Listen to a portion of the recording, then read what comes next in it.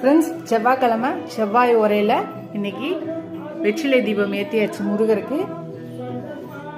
காலையில் செம்பருத்தி தீபம் ஏற்றினேன். அதுக்கப்புறமா செவ்வாய் உரையில் முருகனுக்கு 6 வெற்றிலை வைத்து 6 அகல் விளக்கு நெய் ஊற்றி சிகப்பு பஞ்சுதிரி போட்டு முருகனுக்கு விளக்கேற்றியாச்சு. எல்லாரும் வேண்டுதல் நடக்கட்டும், என் வேண்டுதல் நடக்கட்டும்னு வேண்டிக்கிறேன். எல்லாரும் வேண்டுதல் வச்சுட்டே இருங்க, கண்டிப்பாக ஒரு நாள் நடக்கும். நம்பிக்கையோடு இருங்க. விடாமுயற்சி விஸ்வரூப வெற்றி. எப்பயும் நம்ம தோல்வியை கண்டு தோன்றக்கூடாது. ஒரு நாள் நம்மளோட வெற்றி கிடைக்கும்னு நம்பிக்கையோட வெற்றி பாதையை நோக்கி செல்லணும். ஒவ்வொரு தோல்வியும் வெற்றிக்கு முதல் படி நம்ம நம்பணும்.